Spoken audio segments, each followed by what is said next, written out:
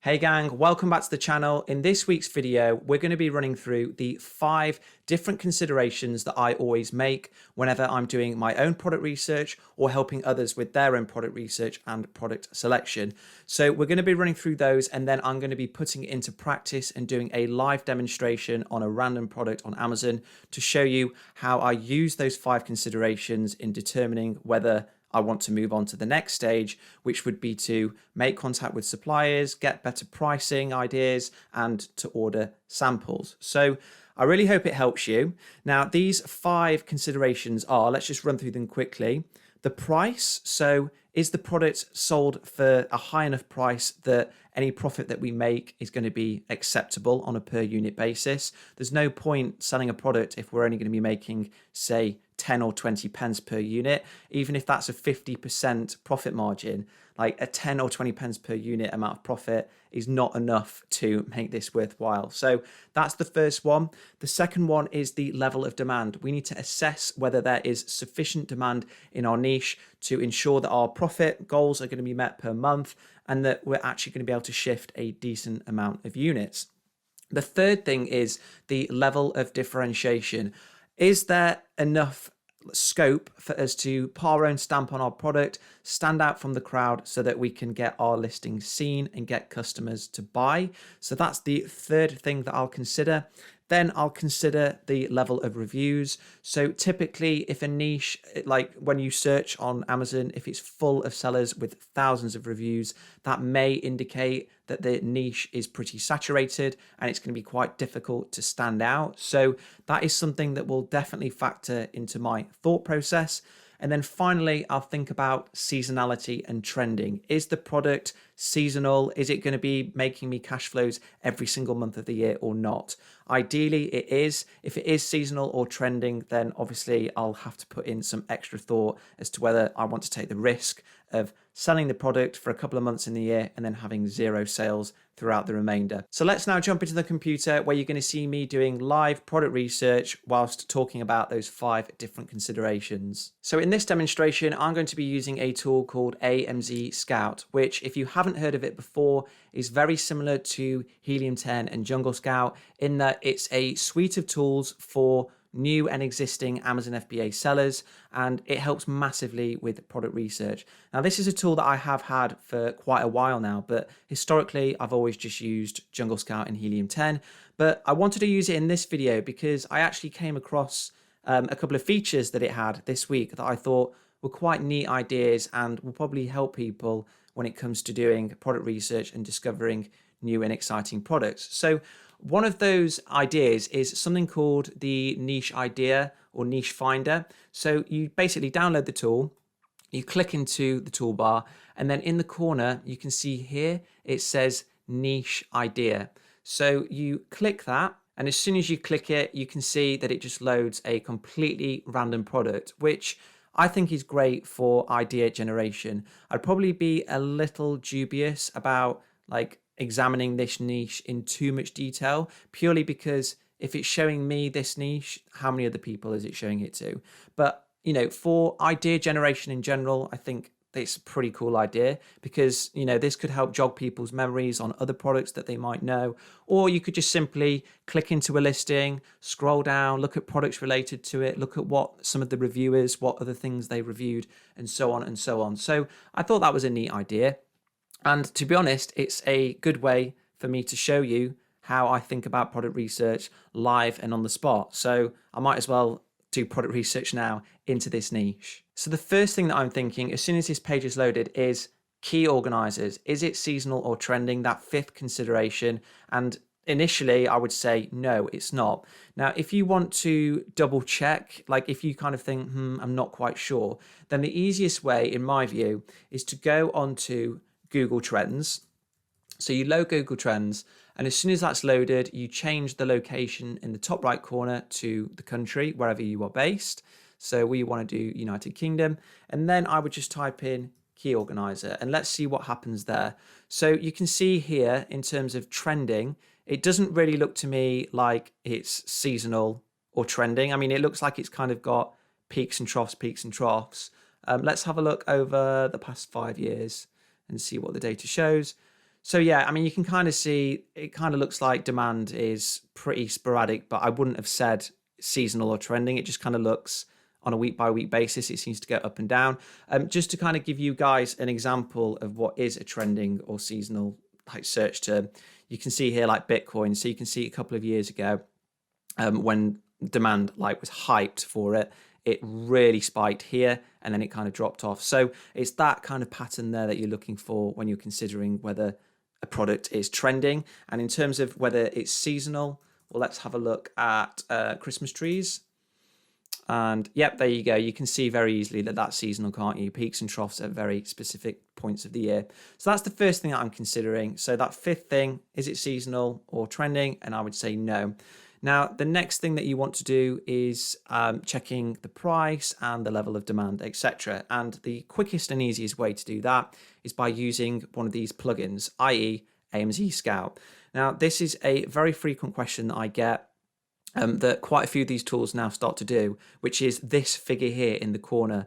It's sometimes called the opportunity score or the niche score or whatever. People often email me and say, Jansen, how much attention do I pay to that? I would say pay very little. You can pay, you can kind of glance at it and be like, oh, take it into account, but please don't base your decisions on it.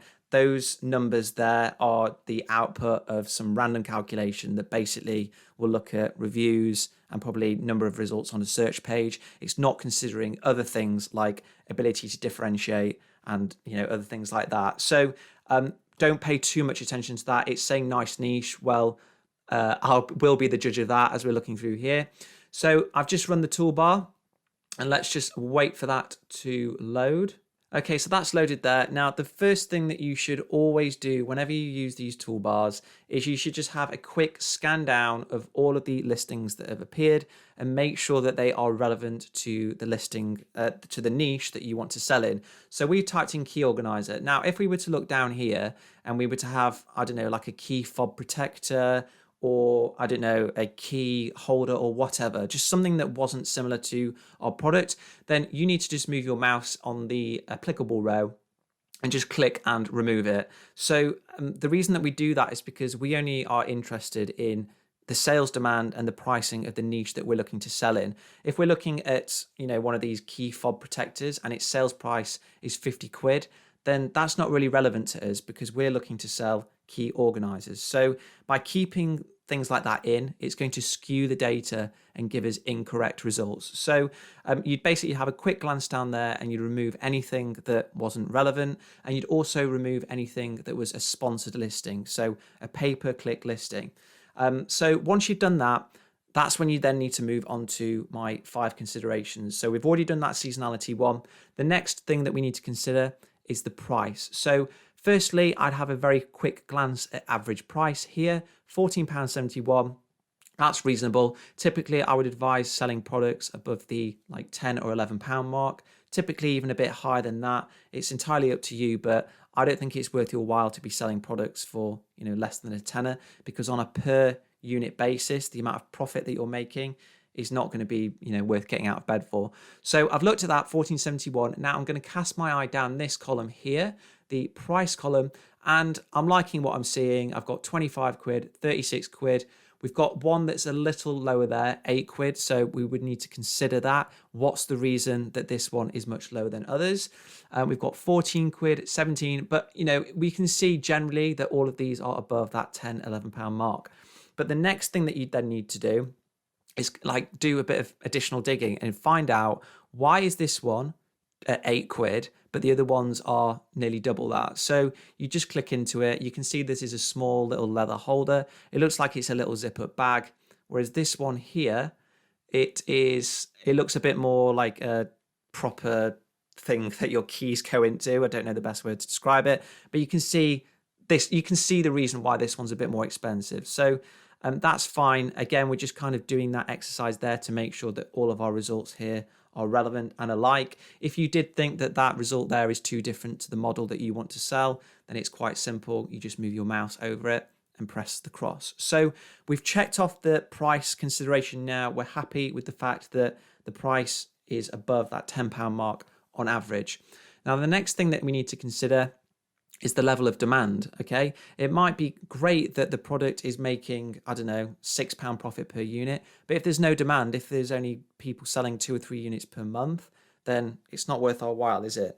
So let's have a look down here at the estimated sales and the estimated revenue columns, and it's not looking good, is it? You can see that the sales here are very, very low. Some sellers doing less than 5 a month. Revenue wise, very, very low. It appears that it's only this guy here that's making a decent amount, 2,500. And depending on your profit goals, that might not even be a good amount. So generally, what I say is when looking at the estimated revenue and estimated sales column, you want to make sure that there are at least 5 sellers making a sufficient amount. And that sufficient amount, the amount that you're expecting to see, is subjective, okay? It all depends on how much money you are wanting to make per month. So if you are wanting to make £1,000 profit per month, then you know for a fact that these revenue figures need to be above £2,000, and that £2,000 per month, and that is assuming a 50% profit margin. Now, if you're puzzled as to where I got that £2,000 revenue mark, well, that's assuming that a profit margin is 50%, which is very, very high. I'm actually being conservative in that assumption. So if you've got £2,000 revenue per month and you've got a 50% profit margin, that means that your profit is going to be 50% of 2,000, which is £1,000 profit. So, let's just say, for example, our target profit is £1,000 and we want to make that conservative assumption of 50%. That means we need to see more than 5 sellers making £2,000 or more revenue. And you can see there aren't any apart from this one here. So what does that tell us? That tells us that this niche is no good for the purposes of us wanting to find a product that makes that £1,000 mark. But for this video, let's just say that we want to continue investigating, okay? So we've looked at the estimated sales and we can see they're very, very low. And then for a backup, we've looked at the revenue and we know it's not there, the figures aren't there. Now, number of reviews. So this basically is helping you to assess whether the niche is saturated or not. Now, a lot of people out there will say, don't go into a niche that's got more than 100 reviews from people on average. And I would say to ignore that. You can't look at reviews in isolation. It has to be assessed like in addition to other things. But if you see that sellers all on the first page have got thousands of reviews, that will generally be quite a good indicator that the niche is saturated and it's going to be quite hard to differentiate. So let's just have a look here. So we've got this seller here. He's got 4,700 reviews and this is the only one that was doing well, which may explain why he's doing so well because he's got so many reviews, right? So if I saw that level of reviews across all of these, I would be thinking very carefully about whether I want to go into this niche. I wouldn't write it off completely, but I would be looking through each individual listing and I'd be thinking, is this something that I can compete with? What's the listing quality like? Are they a UK seller? Are they an international seller? Is there something that I can do different? So I'd be paying extra special attention to that if the reviews were quite high. We've got another one here for 7,500. Generally, my rule of thumb is if you can see some sellers with less than 100 reviews or even 200 reviews and they're making sales, then I would definitely consider it. But if you see, a pattern like here where it's only the sellers with thousands and thousands of reviews, then that making any sales, then that's when I'd be, paying extra special attention to whether I'm able to differentiate. Now, in terms of the differentiation point, which is one of the most important things to consider when you're judging whether you want to sell in a niche or not, you can't copy and paste products. It doesn't work anymore. You need to bring something different to the table. So one of the easiest ways to do that, in my view, is by looking at the reviews. And you can see here, all of these review scores, they're actually quite low. So we've got a 4-star, we've got a 3.9 star, we've got a 3.8, 3.2, and there's got to be a good reason for that. So one of the easiest ways to differentiate, in my view, or to get ideas for differentiation, is to click into each of these listings, the ones with low scores, let that load, and then just go and have a look at what the reviews say. Now, this one's in Spanish. Unfortunately, I can't speak Spanish, but let's translate. It says, the dowel screw that goes through the keys broke in the first few weeks of use. The whole kit is trash. And it looks like quite a lot of people have said that, doesn't it?